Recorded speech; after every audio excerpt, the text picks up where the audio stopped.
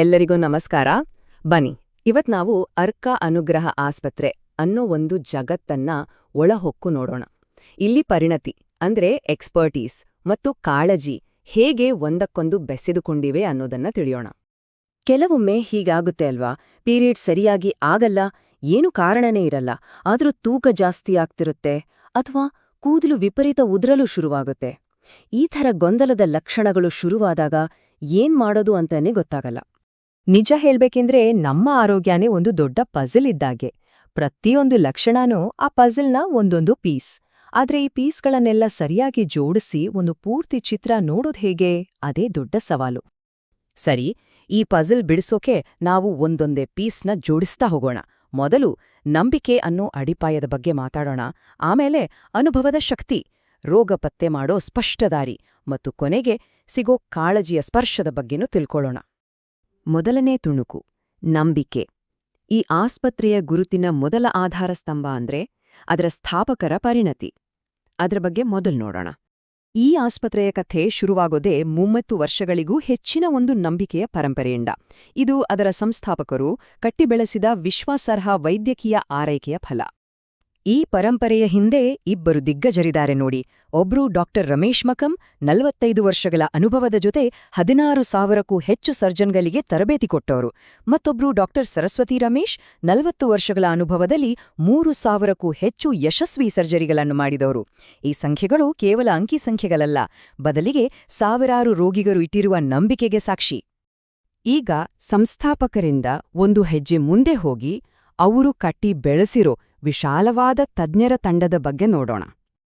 ಅಂದ್ಹಾಗೆ ಈ ಅನುಭವ ಕೇವಲ ಸಂಸ್ಥಾಪಕರಿಗಷ್ಟೇ ಸೀಮಿತವಾಗಿಲ್ಲ. ಇಲ್ಲಿ ಕಾರ್ಡಿಯಾಲಜಿಯಿಂದ ಹಿಡಿದು ನ್ಯೂರೋಲಜಿವರೆಗೆ ಪ್ರತಿಯೊಂದು ವಿಭಾಗದಲ್ಲೂ 30 ವರ್ಷಕ್ಕೂ ಹೆಚ್ಚು ಅನುಭವ ಇರೋ ಸ್ಪೆಷಲಿಸ್ಟ್ಗಳಿದ್ದಾರೆ. ಅಂದ್ರೆ ಸಮಸ್ಯೆ ಎಷ್ಟೇ ಕಾಂಪ್ಲೆಕ್ಸ್ ಆಗಿದ್ರೂ ಪರಿಹಾರ ಒಂದೇ ಸೂರಿನಡಿ ಸಿಗುತ್ತೆ ಅಂತ ಅರ್ಥ.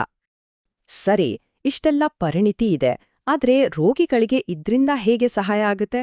ಬನ್ನಿ, ಒಂದು ನಿಜವಾದ ಉದಾಹರಣೆ ಮೂಲಕ ಇದನ್ನ ನೋಡೋಣ.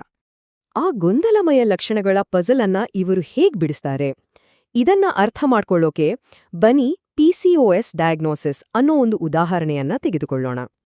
ಇಲ್ಲಿ ಗಮನಿಸಬೇಕಾದ ಮುಖ್ಯವಾದ ವಿಷಯ ಅಂದ್ರೆ ರೋಗ ಪತ್ತೆ ಮಾಡುವ ಪ್ರಕ್ರಿಯೆ ತುಂಬಾನೇ ಸರಳ ಮತ್ತು ವ್ಯವಸ್ಥಿತವಾಗಿದೆ. ರೋಗಿಯ ವೈದ್ಯಕೀಯ ಇತಿಹಾಸವನ್ನು ಕೇಳೋದರಿಂದ ಶುರುವಾಗಿ ದೈಹಿಕ ಪರೀಕ್ಷೆ, ರಕ್ತ ಪರೀಕ್ಷೆಗಳು ಮತ್ತು ಕೊನೆಗೆ ಅಲ್ಟ್ರಾಸೌಂಡ್ ಸ್ಕ್ಯಾನ್ವರೆಗೆ ಪ್ರತಿಯೊಂದು ಹೆಜ್ಜೆಯೂ ಸ್ಪಷ್ಟ ಮತ್ತು ಕ್ರಮಬದ್ಧ. ಇಲ್ಲಿ ಬ್ಲಡ್ ಟೆಸ್ಟ್ ಅಂದ್ರೆ ಸುಮ್ಮನೆ ಏನೋ ಮಾಡೋದಲ್ಲ.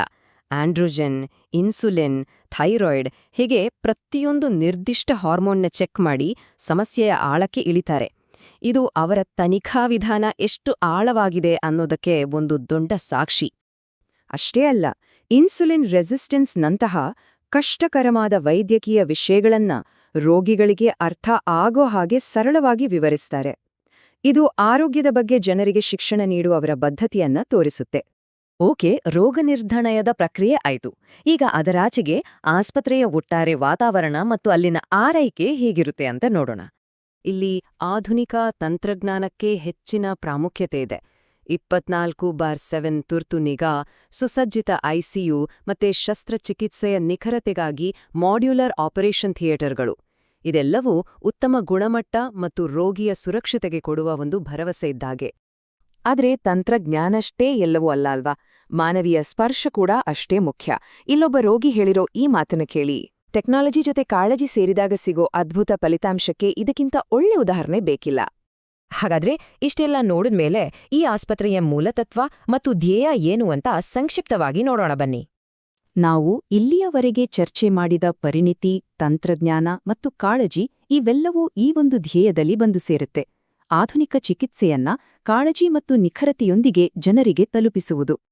ಹಾಗಾದ್ರೆ ಆರೋಗ್ಯದ ವಿಷಯದಲ್ಲಿರುವ ಗೊಂದಲದ ಒಗಟನ್ನು ಬಿಡಿಸಿ ಸ್ಪಷ್ಟತೆಯ ಕಡೆಗೆ ಒಂದು ಹೆಜ್ಜೆ ಇಡಲು ಸಿದ್ಧರಿದ್ದೀರಾ?